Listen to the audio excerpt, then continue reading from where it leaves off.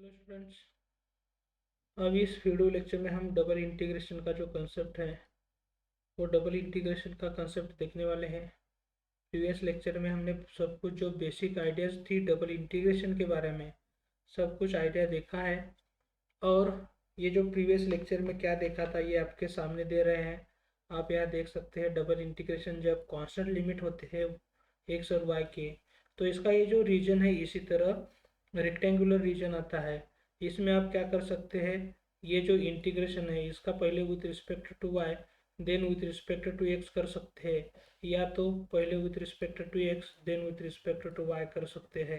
Otherwise जब ये जो इंटीग्रेंड है product of two different functions of x और वाई में लिखने आता है तो हम क्या कर सकते हैं, यही जो इंटीग्रल यहाँ दिया हुआ है यही हम क्या कर सकते हैं, एक्स का इंटीग्रल सेपरेट और वाई का इंटीग्रल सेपरेट करके उसका क्या कर सकते हैं, इंटीग्रल लेके मल्टीप्लिकेशन कर सकते हैं। तो इसके रिलेटेड हमने बहुत डिटेल में प्रीवियस लेक्चर में दिया था। अब इसके रिलेटेड हम थोड़ा सा क्या करने वाले हैं, एक ही एग्जांपल लेने वाले हैं ताकि आपको ये जो आइडिया है ये आइडिया अच्छी तरह आपकी कवर हो सकती है। तो सॉल्यूशन एग्जांपल जो है वो एग्जांपल आपके सामने दे रहे हैं और इसका सॉल्यूशन भी हम देखने वाले हैं। तो ये जो एग्जांपल है इस एग्जांपल में यहाँ देखो फिर लिमिट क्या है, कांस्टेंट ये है। तो लिमिट कांस्टेंट होने के बाद आप यहाँ क्या कर सकते हैं, ये जो इंटीग्रल है ये इंटीग्रल को इक्वेशन 1 मानने वाले हैं, लेकिन फिर भी यहाँ क्या करना पड़ेगा, ये इंटीग्रल देखने के बाद मुझे पता नहीं चलता है ये जो x के लिमिट है वो 3:4 देना है या 1:2 देना है और उसके हिसाब से y के लिमिट कौन से रखने हैं। तो ऐसी सिचुएशन आपके सामने आती है कांस्टेंट लिमिट की, तो आप क्या कर सकते हैं, तो x के लिमिट भी कौन से भी दे सकते हैं और जो रिमेनिंग है वो क्या कर सकते हैं, y के लिमिट दे सकते हैं आप। तो आपको समझने के लिए यहाँ क्या कर रहा हूँ मैं, ये जो y के लिमिट है y के लिमिट में यहाँ क्या मान रहा हूँ, ये जो लिमिट है वो लिमिट किसके है, y के लिमिट है ऐसा हम मान रहे हैं।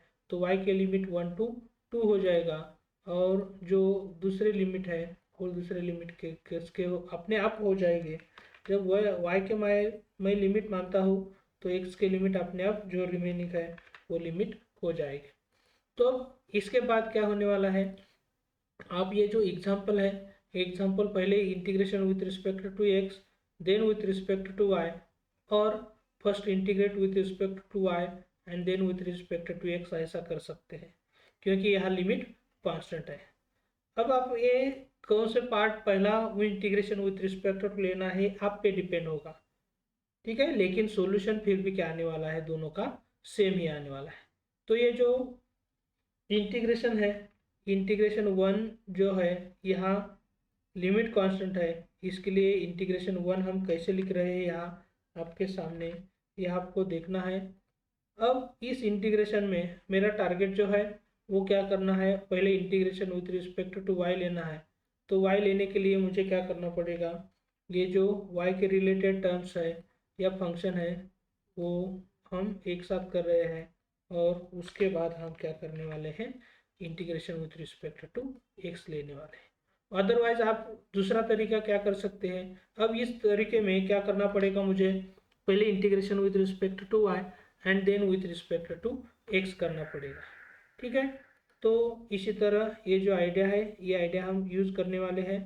अब इसका इंटीग्रेशन जो है लेना है मुझे, तो इसके इंटीग्रेशन के लिए क्या करना पड़ेगा, ये जो x plus y raise to plus 2 है वही पार्ट जब हम न्यूमरेटर में लेंगे तो यही पार्ट क्या हो जाएगा, x plus y raise to क्या होने वाला है, रेज टू जो है वो -2 होने वाला है।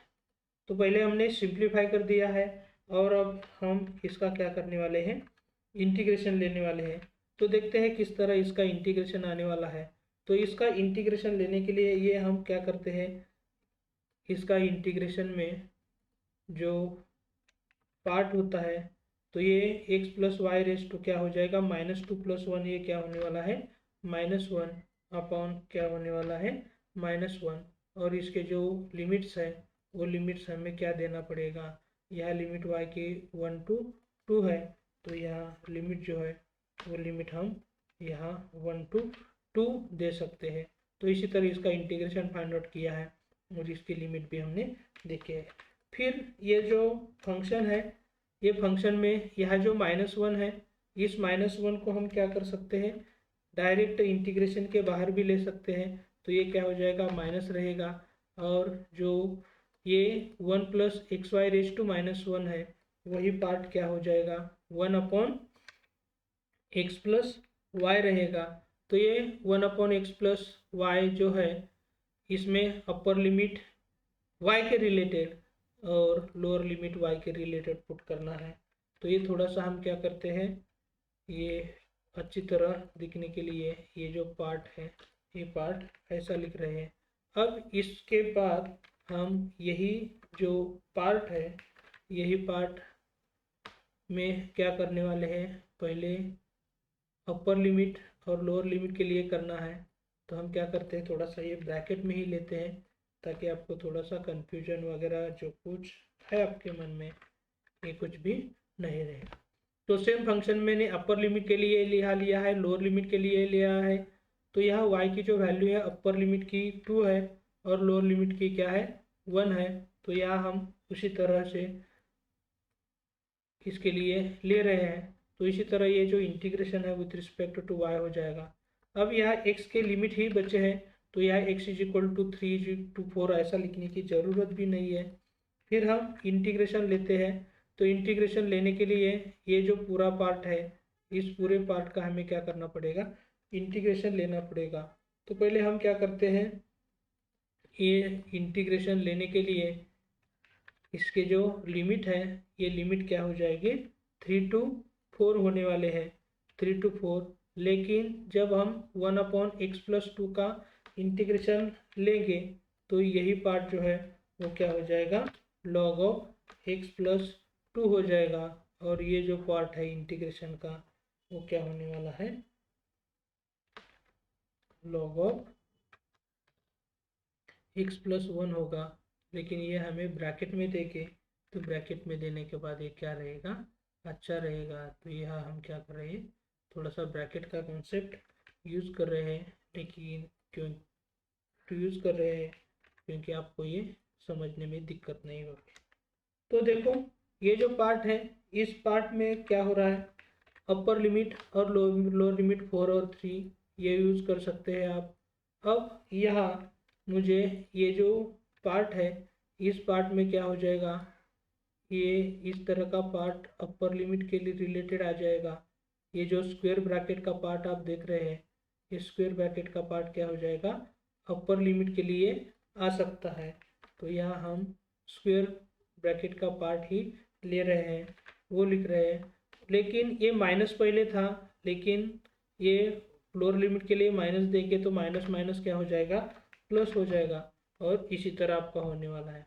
अब मुझे क्या करना पड़ेगा, x के जगह इस पार्ट में अपर लिमिट जो 4 है, वो अपर लिमिट 4 देना पड़ेगा, और लोअर लिमिट जो 3 है, वो लोअर लिमिट 3 देना पड़ेगा। तो यहाँ इसी तरह हम क्या कर रहे हैं, लोअर लिमिट और अपर लिमिट यहाँ दे रहे हैं। तो आप यहाँ देख सकते हैं, इसमें सिंप्लीफिकेशन ही बाकी है। तो सिंप्लीफिकेशन यहाँ से आगे हमें अच्छी तरह करना पड़ेगा। अब आप यहाँ देख सकते हैं, ये हो गया है log 6, ये हो जाएगा log 5, ये हो जाएगा log 5, ये हो जाएगा log of 4 हो जाएगा। लेकिन इसके बाद के स्टेप में जो माइनस का मल्टीप्लिकेशन है, वो माइनस का मल्टीप्लिकेशन इस पूरे टर्म के साथ करेंगे। तो पहली टर्म माइनस, दूसरी टर्म क्या हो जाएगी, प्लस, और यहाँ क्या होने वाला है, फिर जब हम ये प्लस है, इसलिए यहाँ अंदर कोई भी चेंज नहीं होने वाला है। अब हम क्या करते हैं, पॉजिटिव जो टर्म है, वो पॉजिटिव टर्म को क्या करते हैं, एक साथ करते हैं। तो यहाँ क्या हो जाएगा, ये जो पॉजिटिव टर्म्स है, वो पॉजिटिव टर्म्स लिखने के बाद ये नेगेटिव टर्म आप यहाँ इसी तरह ले सकते हैं। अब ये log 5 + log 5, log m + log n क्या आता है, log of m × n होता है। तो यहाँ मुझे क्या करना पड़ेगा, log of m into n करने के लिए ये क्या हो जाएगा 5 इंटू 5 होने वाला है, तो ये इसी तरह ये क्या हो जाएगा log 5 प्लस log 5 की वैल्यू हो जाएगी।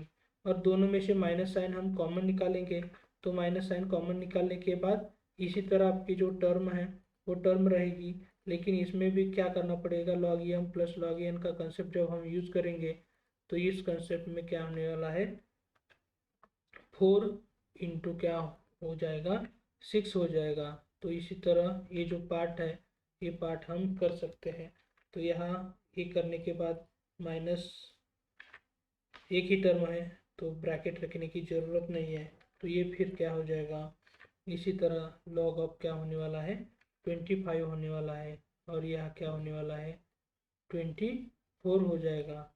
तो इसी तरह आपको ये जो सिंप्लीफिकेशन है वो सिंप्लीफिकेशन करना पड़ेगा। फिर आप थोड़ा सा क्या कर सकते हैं log m minus log n का जब कंसेप्ट यूज़ करेंगे तो यही कंसेप्ट जो है यही कंसेप्ट आपको कैसे लिखना पड़ेगा ये आप यह देख सकते हैं 25/24 हो जाएगा। तो ये इसी तरह आप कंसेप्ट लिख सकते हैं, तो ये आपका सॉल्यूशन हो जाएगा। तो ये एकदम सिंपल तरीके से अब आप ये एग्जांपल सॉल्व कर सकते हैं। तो इसी तरह ये जो सॉल्यूशन है ये सॉल्यूशन डबल इंटीग्रेशन के हमें फाइंड आउट करने हैं। तो इसके लिए एक लाइक तो बनता ही है, ताकि आप लाइक करोगे तो वही एनर्जी हमारे लिए हो जाएगी। इससे ज़्यादा आपसे कोई बेनिफिट की गुंजाइश भी नहीं है हमारे लिए। लेकिन जब आप लाइव अच्छी कमेंट कर सकते हैं तो प्लीज़ करो, और ये जो हमारा चैनल है वो सब्सक्राइब करना मत भूलिए। अब ये जो कंसेप्ट है इस कंसेप्ट में आपको ये कहना है मुझे, ये जैसे मैंने y के लिमिट 1 to 2 लिया है, x के लिमिट 3 to 4 लिया है, उसी तरह आपको इस इंटीग्रेशन में क्या करना है। इस इंटीग्रेशन आप मुझे कमेंट करके बता सकते हैं। जैसे कि मैंने ये जो लिमिट है x के लिमिट 3 to 4 लिया था, उसी तरह हम क्या कर रहे हैं ये जो लिमिट है x के लिमिट क्या दे रहे हैं 1 to 2 दे रहे हैं, और y के लिमिट क्या दे रहे हैं 3 to 4 दे रहे हैं। तो ये किस तरह इसका सॉल्यूशन आता है, ये इंटरचेंज किया था तो मेरा सॉल्यूशन जो है log ऑफ 25/24 आया है। लेकिन आपका सॉल्यूशन इसके रिलेटेड क्या आता है ये आप मुझे कमेंट करके बता सकते हैं, क्योंकि ये जब आप एग्जाम्पल सॉल्व करोगे तो आपको इसके रिलेटेड कुछ तो आइडिया हम देना चाहते हैं, लेकिन जो कमेंट करेगा ये सॉल्व करने की कोशिश करेगा उसे ही हम क्या करने वाले हैं इसका आइडिया बताने वाले हैं। तो एकदम सिंपल तरीके से ये जो आइडिया है ये फंक्शन इंटीग्रैंड देखने के बाद आपको पता चलेगा ये x की लिमिट y को और y की लिमिट x को जब कांस्टेंट लिमिट है देते हैं तब क्या होता है ये आप इजीली समझ में आ जाएगा। अब जो नेक्स्ट एग्जांपल हम लेने वाले हैं, फिर ये नेक्स्ट एग्जांपल के लिए थोड़ा सा क्या करना पड़ेगा, ये जो वेरिएबल लिमिट है वो वेरिएबल लिमिट का कंसेप्ट देखेंगे तो आपको नेक्स्ट एग्जांपल का आइडिया समझ में आने वाला है। तो इसके रिलेटेड हम क्या करते हैं, ये जो आइडिया है पूरी तरह आइडिया आपके सामने अब दे रहे हैं, और किसी तरह ये कंसेप्ट हो जाएगा आप यहाँ देख सकते हैं। तो ये जो डायग्राम है ये डायग्राम को तो हम एक्सप्लेन करना ही है। तो देखते हैं किस तरह ये डायग्राम आती है और किस तरह ये जो ब्लैक कलर की लाइन वर्टिकल आती है, ये सब कुछ हम समझा रहे हैं। तो आपको ये अच्छी तरह देखना है। तो डबल इंटीग्रेशन का कंसेप्ट जो है z is equal to function of x y, x is equal to a to x is equal to b, यह जो x के लिमिट है आप यहाँ देख सकते हैं इस डायग्राम में x is equal to a to x is equal to b यहाँ दिया है। तो यहाँ क्या हो रहा है ये लाइन जो है थोड़ा सा हाँ वर्टिकल बराबर दिख रही है। तो ये x is equal to a to x is equal to b यहाँ आपके सामने लाइन है, और दूसरा फंक्शन है y is equal to f1x। तो ये जो लाइन आपको दिख रही है y is equal to f1x, actually ये line y is equal to c भी लिख सकता था मैं, लेकिन मैंने ऐसा नहीं किया है, y is equal to f1x दिया है। तो ये जो फंक्शन है फंक्शन ऑफ एक्स रहेगा या कांस्टेंट रहेगा तो भी चलेगा, लेकिन ये कांस्टेंट रहेगा तो अपर लिमिट है f2x, वो भी कांस्टेंट रहेगा तो प्रीवियस आइडिया जो है वही हो जाएगी। तो इसलिए यहाँ क्या करना है मुझे, y is equal to f2x, ये जब कांस्टेंट नहीं है, y is equal to constant आता है तो वो लाइन आ जाएगी, और y इज इक्वल टू कोई भी फंक्शन ऑफ x आता है तो वो ऑब्लिक लाइन तो आएगी, नहीं तो कर्व कौन सा तो आएगा। इसलिए मैंने क्या किया है, y is equal to f2x का ऐसा कर्व किया है। अब ये चारों पार्ट है, इसमें ये जो मिडल पार्ट आपको दिख रहा है येलो कलर का, ये येलो कलर का पार्ट जो है वो क्या है, हमारा रीजन ऑफ इंटीग्रेशन है। इसका मतलब ये जो प्रीवियस पार्ट में आइडिया दी थी, आपको क्या करना है, घर बनाना है। इसके लिए ये जो x इज इक्वल टू ये एक दीवार है, x इज इक्वल टू एक का प्लेन है, ये दीवार भी आप कह सकते हैं, x is equal to b, y is equal to f1x और y is equal to f2x। और ये टॉप व्यू देखेंगे तो ये टॉप व्यू देखने के बाद आपको ये येलो कलर का क्या है, ग्राउंड दिखेगा। इसी तरह आपकी रूम बनानी है, और ये जो छत होगा आपके रूम का, ये क्या होगा, z is equal to f of x y जैसा होगा, वो आप नहीं दिखा रहे हैं इस डायग्राम में। तो ये इंटीग्रेशन है, x is equal to a to x is equal to b, y is equal to f1x to y is equal to f2x। ये चारों पार्ट में जो इनक्लोज हुआ है एरिया, इसके रिलेटेड हम एक तरफ का वॉल्यूम ही फाइंड आउट कर रहे हैं। तो ये f of x y d x d y हो जाएगा। अब यहाँ हमें समझना पड़ेगा, ये जो y के लिमिट है, y के लिमिट फंक्शन ऑफ x है, इसका मतलब यहाँ मैंने सब कुछ डिटेल में दिया है। Here limit of y are the function of x। Other word हम ऐसा भी कह सकते हैं, y are limits of y are variable. तो y के लिमिट वेरिएबल है, लेकिन y वेरी वर्टिकली होता है, तो हमें इस वक्त क्या करना पड़ेगा, draw the strip parallel to y axis in the region. तो जब y वर्टिकली वेरी होता है और y के लिमिट वेरिएबल है, तो जनरली हमें ये जो ब्लैक कलर की स्ट्रिप दिख रही है आपको, ये वर्टिकल स्ट्रिप निकालनी पड़ेगी जब हम रीजन ड्रॉ करते हैं। तो अब इन दिस सिचुएशन हमें क्या करना है, y के लिमिट वेरिएबल है, तो 101% first we have to integrate with respect to y and then integrate with respect to x। तो y के लिमिट वेरिएबल है, तो हमें 101% पहले integration with respect to y लेना पड़ेगा। तो यहाँ आपके सामने सिचुएशन ऐसे दी है, और फिर विथ रिस्पेक्ट टू x लेना पड़ेगा इस सिचुएशन में। तो पहले integration with respect to y है, तो स्ट्रिप वर्टिकल लेना है। और जो नेक्स्ट कंसेप्ट आने वाला है, तो नेक्स्ट कंसेप्ट हम जो इसके बाद का लेक्चर है इसमें हम कवर करने वाले ही है, क्योंकि ये जो 1 बाय 1 कंसेप्ट है, 1 बाय 1 कंसेप्ट प्लस इसके रिलेटेड जो एग्जाम्पल है वो भी हम देख रहे हैं। तो आपके सामने इसके रिलेटेड एग्जाम्पल देते हैं, और वो कैसे सॉल्व करना है इसकी भी आइडिया आपके सामने दे रहे हैं। अब यहाँ देख सकते हैं क्वेश्चन है, evaluate the integral integration 0 to pi integration 0 to x sine y dx dy है। अब ये जो इंटीग्रल है, इस इंटीग्रल को हम क्या मान रहे हैं, I मान रहे हैं। तो इंटीग्रल आपके सामने है, इसी तरह आपका इंटीग्रल हो जाएगा। अब यहाँ आपको समझना इम्पॉर्टेंट हो गया है, ये किसके लिमिट कौन से वेरिएबल के हैं, ये समझना बहुत इम्पॉर्टेंट है। अब आप देख सकते हैं इस सिचुएशन में ये जो एक लिमिट दिख रहा है आपको, कौन सा लिमिट आपको आपके सामने है, ये जो x वेरिएबल में लिमिट दिख रहा है। तो x वेरिएबल में लिमिट है वो x का लिमिट नहीं होता है, वो अदर वेरिएबल का होता है। तो ये जो लिमिट x में दिया है वो लिमिट किसका होता है, y का होता है। तो यह y के लिमिट क्या हो गए हैं, y is equal to 0 to y is equal to x हो गया है। तो ये y के लिमिट कन्फर्म होने के बाद ये जो नेक्स्ट लिमिट है, अपने आप नेक्स्ट लिमिट किसके हो जाएंगे, नेक्स्ट लिमिट हो गए x के। तो हम यहाँ क्या कर सकते हैं, x is equal to 0 to x is equal to pi ऐसा ले सकते हैं। तो इसी तरह ये जो कंसेप्ट है आपके, ये कंसेप्ट हो जाएंगे। अब यहाँ देख सकते हैं मैंने फिर वही लिखा है, here limit of integrations are not constant. तो यहाँ क्या है, limit of y are in terms of x। तो y के limit in terms of x दिए हैं, तो पहले मुझे क्या करना पड़ेगा, first integrate with respect to y।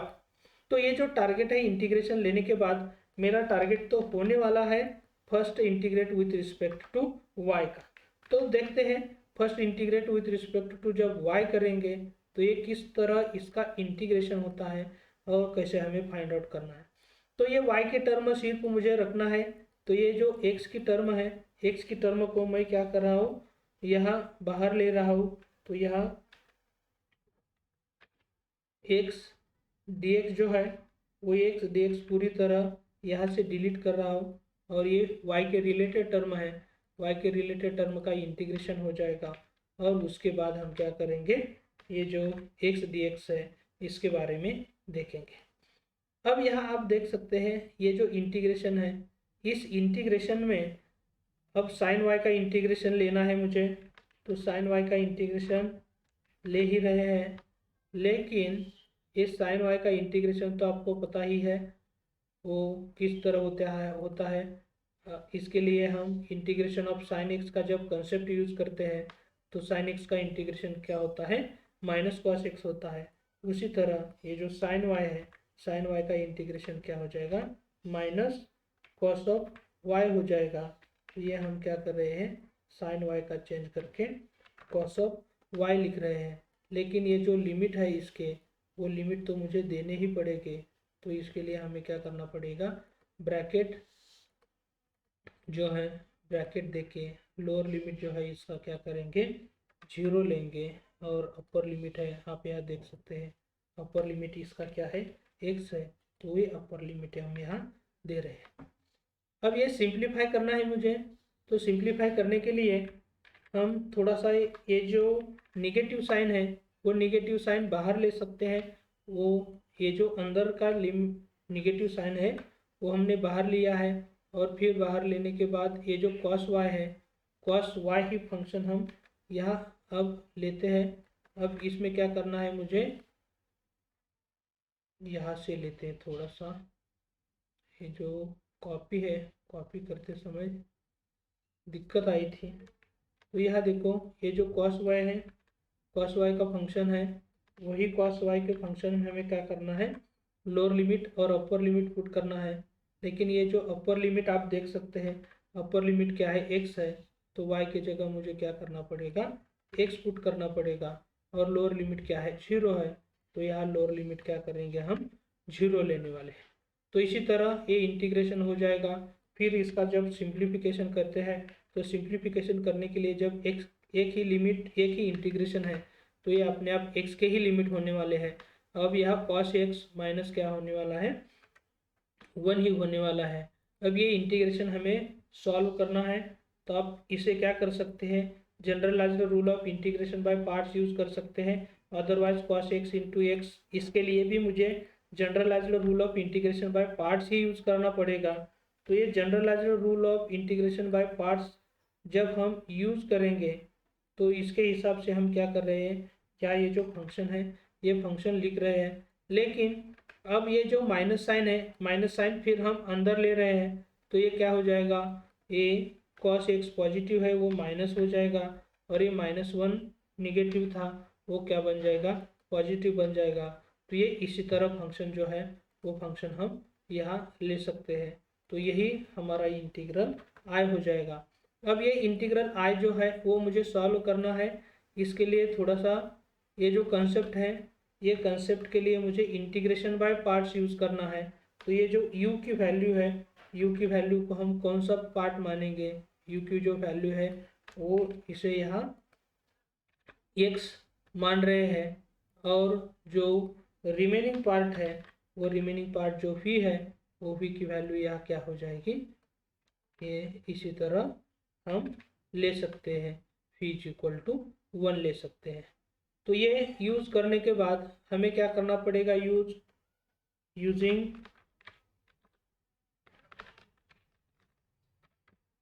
Generalised rule of integration by parts.